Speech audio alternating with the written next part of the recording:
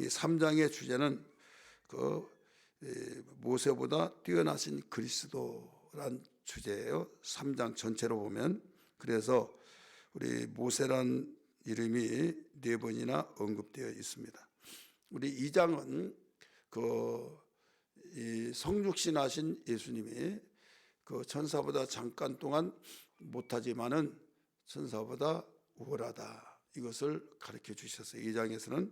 그래서 3장은 모세보다 뛰어난 예수 그리스도에 대해서 가르쳐 주고, 오늘 읽었던 말씀은 모세와 그리스도의 비교를 잘 가르쳐 주고 있습니다. 이 모세와 그리스도는 하나님의 집에서 충성을 다했다는 의미에서는 유사하지만은 그리스도는 아들로서, 모세는 종으로서 수고한 것 이 자체가 다르다는 것을 오늘 우리 읽었던 본문에서 발견할 수 있죠. 그러면 우리가 깊이 예수를 생각해야 할 것이 뭐냐? 우리가 예수 그리스도를 깊이 생각해야 할 것을 뭐냐고 오늘 1절에서 잘 가르쳐주고 있죠. 1절 다시 보시면, 그러므로 함께 하늘에 부르심을 받은 거룩한 형제들아, 우리가 믿는 도리의 사도이시며 대제사장이신 예수를 깊이 생각하라. 예수를 깊이 생각하라. 그냥 얕게 흘러가는 소리로 듣지 말아라. 마음속에 되새김질 하듯이 우리 되새기면서 예수를, 나 예수 믿어, 이렇게 말만 하고 그냥 스쳐 지나가지 말고 되새겨서 마음속에 계속 내가 믿는 예수님이 이런 분이다 하면서 깊이 생각하면서 우리 그 말씀이 생명이 돼야 될 줄 믿습니다. 그러면 1절에서는 무엇을 가르쳐 주고 나면 믿는 도리의 사도라 이렇게 나오죠. 믿는 도리의 사도이시며 또 대제사장이신 예수, 두 가지죠. 사도, 그 다음에 대제사장. 그러니 여기서 믿는 도리란 말이 뭐냐? 믿는 도리는 헬라 원어에 보면 동의한다는 뜻이에요. 또 고백한다는 뜻. 더 나가서 고백과 함께 모든 것을 내가 이렇게 나는 믿는다 하는, 여기에서는 신앙 고백을 말하고 있습니다. 신앙 고백. 그리고 고백이 없는 그분을 우리는 생각할 수가 없죠. 여러분, 지나가는 사람들이 수없이 많이 있지만은 그 중에 하나 나에게 짝이 되어서 일생에 우리 평생에 같이 살아가는 배우자가 된다고 했을 때 나의 아내다, 나의 부인이다, 나의 남편, 신랑이다 하면서 고백하면서 우리가 살아가는 것인 것처럼, 내가 믿는다고는 예수, 세상에는 신이 아닌 신들을 섬기고 있지 않습니까?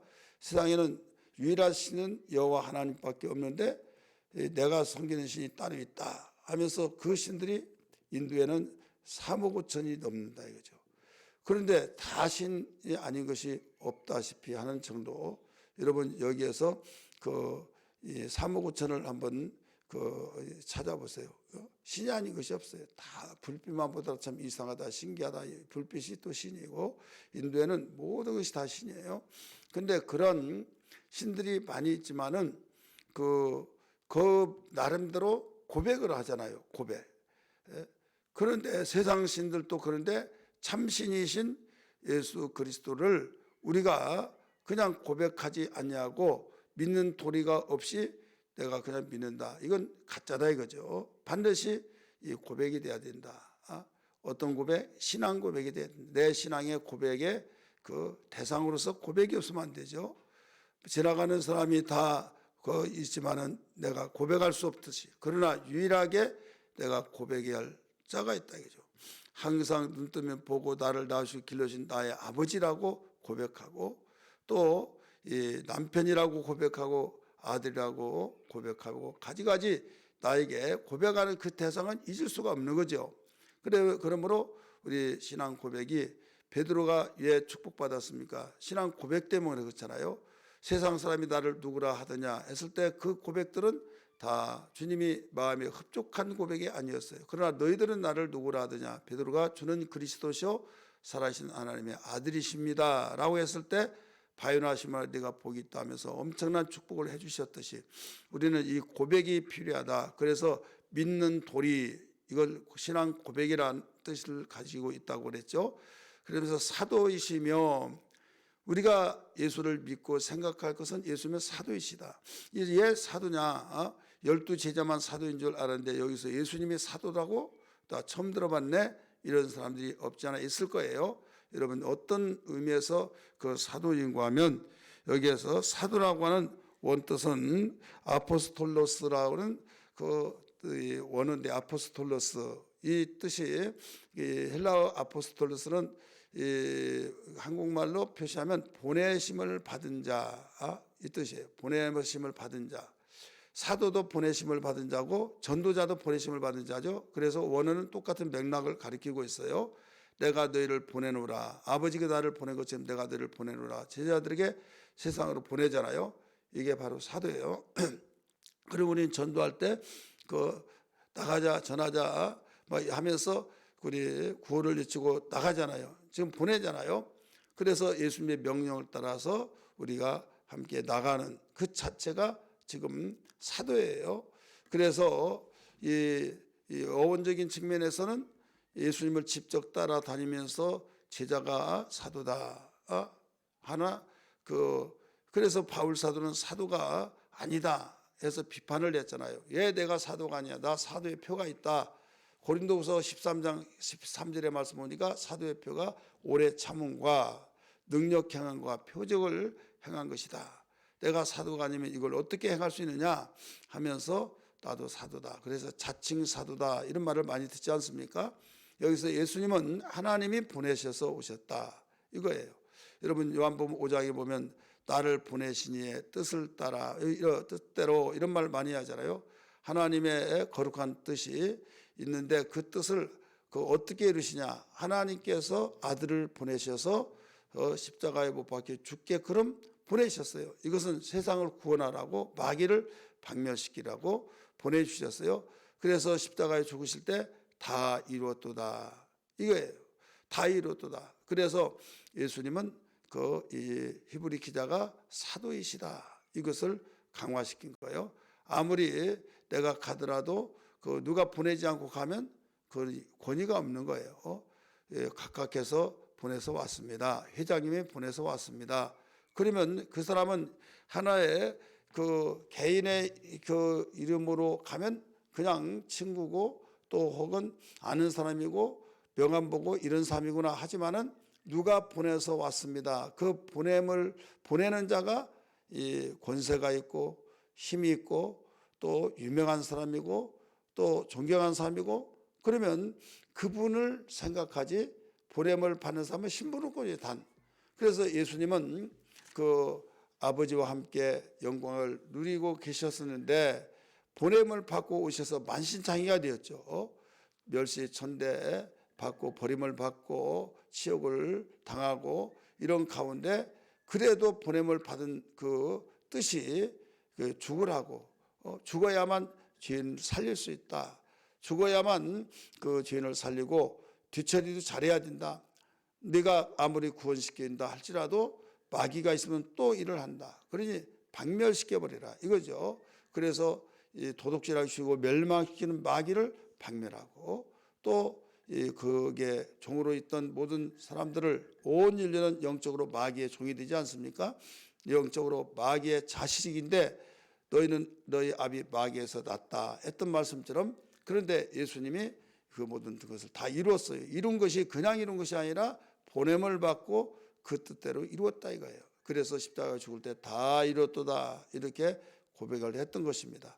그래서 우리는 예수를 깊이 생각할 때 사도이시다 이 고백이 항상 우리 마음속에 잊어서는 아니 될 줄 믿습니다. 두 번째는 대제사장이시다라고 가르쳐 줬어요. 대제사장. 제사장과 대제사장이 뭐가 다르냐?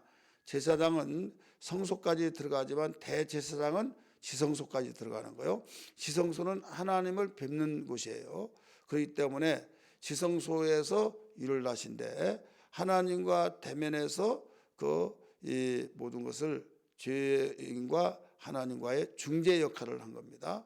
중재 역할을 해줄 사람이 없으면 중재가 안 되는 거예요. 왜? 죄는 완전히 단절되어서 격리되어 있죠. 하나님과 인간은 격리됐어요. 그래서 이사야 59장 1절 보면 여호와께서 손이 짧아서 구원치 못함도 아니요 귀가 둔하여서 듣지 못함도 아니라 너희와 나 사이에 죄악이 가로막혔다. 그 죄의 담벼락이 가로막혔는데 중재자가 그걸 허물고 열어놓았다 이거죠. 중재자가. 그래서 그 중재자가 누구냐? 제사장인데 제사장 중에서 대제사장이다. 여러분 이런 대제사장이 오시기 전까지는 우리 육체를 입은 대제사장 레위 족보를 따라서 이루어진 제사장으로서 모든 이스라엘 백성이 제사를 지내면서 육체의 목숨을 연명하고 그랬어요. 그런데 예수님은 영원한 대제사장으로 하늘 보좌 우편에서 지금도 계셔서 모든 사역을 감당하고 있다는 걸 믿기 바랍니다. 그러면 예수님은 어디에서 나오신 그 대제사장이냐? 느닷없이 여러분 히브리서의 7장에 보면 아시고 또 창세기에서도 보면 멜기세덱이란 이름이 나오면서 그는 지극히 높은 자요 살렘 왕이요 의의 왕이요 하면서 그 이야기가 나오잖아요. 어미도 없고 아비도 없고 끝도 시작도 없고 끝도 없고 하나님의 아들을 방불케 하는 자다. 그러면 정말 이 사람이 있냐? 그래서 이건 수수께끼다 이렇게 결론을 내리고 있지만은 실제 있었던 사람이다 이거죠. 있었기 때문에 그 성경은 가르쳐주고 있어요. 그런데 왜 이런 사람이 등장했느냐? 이것은 예수님은 멜기세덱의 반차를 따른 대제사장이다. 그래서 밑도 끝도 없이 그 대제사장 아브라함이 이스라엘 조상이잖아요. 아브라함을 축복한 자는 복을 받고 아브라함을 저주한 자는 저주를 받는다 하면서 내가 너로 인하여서 모든 민족이 복을 받게 한다 이렇게 가르쳐 줬잖아요. 근데 아브라함보다 더 높으신 분이 있다 이거죠. 그분이 누구냐? 전쟁하고 돌아와서 멜기세덱에게 무릎 꿇고 경배하면서 10분의 1을 드리는 사건이 일어나죠. 그러니까 이 아브라함보다 더 높으신 분은 하나님밖에 없는 거예요. 그래서 이 땅에 하나님께서 보내주시라고 하는 예수 그리스도를 예표하고 있는 거예요. 그래서 이 멜기세덱은 예수 그리스도를 예표한 것이다. 실제로 그 사건이 있고 그 사건 속에서 예수 그리스도를 상징하고 있다, 예표하고 있다 하는 것처럼 이 멜기세덱은 오실 예수를 예표하고 있는 것이다 하는 것을 가르쳐 주면서 멜기세덱의 족보를 따라서 이 반차를 따라서 제사장이다 이것을 가르쳐 주고 있는 거예요. 그래서 예수님은 생각해야 할 것이 잊지 말고 절대로 생각해야 할 것이 뭐냐? 여기서는 두 가지 사도이시며 또 하나는 뭐예요? 사도 그 다음에 대제사장이시다. 여기 뭐가 빠졌어요? 우리가 세 가지 삼직이라고 한다면 왕이 빠졌죠. 왕. 선지자하고 사도하고 똑같은 원어입니다. 선지자라고 하는 말을 여기서는 사도라고 가르쳐 주고 있어요. 그래서 선지자도 보내심을 받은 자, 사도도 보내심을 받은 자, 원어는 똑같아요. 그리고 대제사장, 그 다음에 예수님이 세 가지 직, 그리스도는 세 가지 직이 있다고 그랬잖아요. 하나 왕이죠. 그래서 1절에는 왕은 빠지고 있지만은 여기에 두 가지를 강조하면서 묵상하라, 깊이 생각하라 이런 말을 하고 있죠. 그러면 모세를 이렇게 강조하고 있었느냐? 모세는 유대인들이 천사보다 더 위대하다 이렇게 생각하고 모세 했어요. 그런데 모세보다 그리스도는 더 우월하시고 탁월하시다 이걸 강조하고 있는 거죠. 그러면 모세는 어떤 사람이냐? 다르다는 것을 가르쳐 주는데 모세는 집의 종기양 같은 영광이다. 집을 잘 지어놨어요. 집을 지었는데 너무나도 잘 지었다 이렇게 말하잖아요. 집 자체가 영광스러워요. 어디? 그러면 그 집. 그러면 이 집은 누가 만든 자가 있어요? 없어요? 지은 자가 있죠. 모세는 그 역할이라고 한다면 예수 그리스도는 집을 지은 사람이다 이거죠. 집을 지은 사람이 더 위대해요. 그 집 자체가 더 위대해요.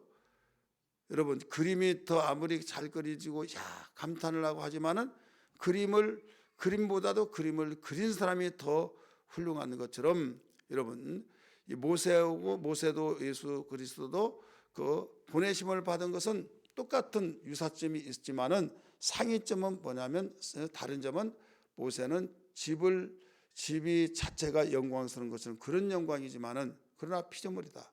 예수님은 집 지은 자와 같이 영광스럽다. 이건 창조주죠. 그래서 그게 다르면서 그리스도는 누구보다 더 월등하시고 탁월하시다고요? 모세보다도 더 월등하고 탁월하다. 두 번째는 하나님의 집에서 종으로 충성했다. 모세는 하나님의 집에서 종으로 충성했지만은 예수 그리스도는 집 맡은 아들로서 충성했다. 이렇게 가르쳐 줬어요. 5절 한번 보세요. 5절, 또한 모세는 장래에 말할 것을 증언하기 위하여 하나님의 온 집에서 종으로서 신실하였고, 신실 충성하였다 이거예요. 종으로서. 근데 6절은 그리스도는 어디에서 하나님의 집을 맡은 아들로서 그와 같이 하셨으니, 그와 같이는 5절을 이어서 말하고 있죠. 아들로서 충성했다 이거예요. 그게 다른 점이에요. 종으로서 충성, 하나님의 집을 맡은 자로서. 근데 예수님은 아들로서 충성했다. 여기서 하나님의 집은 무엇을 가리키고 있는가 하면 이스라엘 백성을 가리키고 있는데, 이스라엘 백성들이 그 애굽에서 나왔잖아요. 그래서 이스라엘 백성을 오늘날 영적인 의미에서는 교회를 말하고 있어요. 교회를 종으로서 충성했냐, 하나님의 아들로 충성했냐, 이 차이점. 그 다음에 여기에는 나오지 않지만은 이 모세는 옛 언약을 중개하는 자예요. 중개를 하는 사람이고, 예수님은 새 언약을 중개하는 사람이에요. 중개하신 분이에요. 그렇기 때문에 그 모세가 그렇게 천사보다 낫다고 하고 이 모세를 치고 떠받들어 줬지만은 너희들 어림없다. 그리스도는 그보다 더 우월하시고 더 탁월하신 분이다. 이걸 강조하면서 예수를 깊이 생각하라. 그는 사도시고 그는 대제사장이다. 죄 문제가 해결되지 못하면 다 끝난 것이다 이거예요.